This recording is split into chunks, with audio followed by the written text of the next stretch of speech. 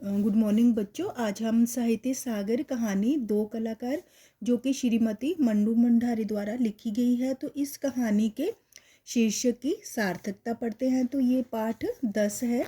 तो चलिए पढ़ते हैं। कलाकार शब्द सुनते ही हमारे मन में चित्रकार, संगीतकार, मूर्तिकार आदि की छवि उभरने लगती है।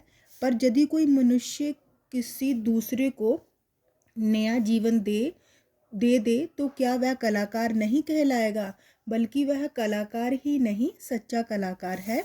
तो दो कलाकार कहानी में भी चित्रा और अरुणा दोनों ही कलाकार है। ये कहानी दो सहेलियों की है जो कॉलेज में व हॉस्टल में रहकर साथ साथ पढ़ती है। चित्रा का शौक चित्र बनाने का है और अरुणा अपने खाली समय में समाज सेवा करती है। लेखक ने दोनों को कलाकार बताया है।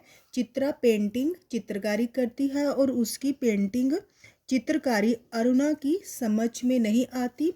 वह उससे कहती है कि तुम चित्रकारी की जगह समाज के गरीबों की मदद करो तो कितना उपयुक्त का अर्थ है ठीक रहेगा। तुम समर्थ हो, धन की कोई कमी तुम्हारे पास नहीं है। पर चित्रा इस बात पर ध्यान नहीं देती। उसके हॉस्टल के बाहर एक पेड़ के नीचे एक भिखारन मर जाती है। उसके दो मासूम बच्चे रो रहे हैं। चित्रा ने उसका चित्र बनाया जिससे कि उसे विदेशों में भी ख्याति का अर्थ प्रसिद्धि और पुरस्कार मिले।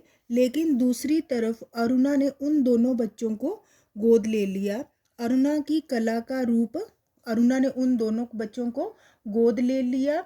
तो ये बात जब चित्रा को मालूम हुई तो उसे बहुत आश्चर्य हुआ और अरुणा के कार्य की उसने प्रशंसा की। लेकिन अरुणा की कला का रूप भिन्न है, अरुणा की कला का रूप अलग है। समाज सेवा, परोपकार, सहानुभूति, दया, बेसहारा की सेवा आदि उसकी कला के तत्व है।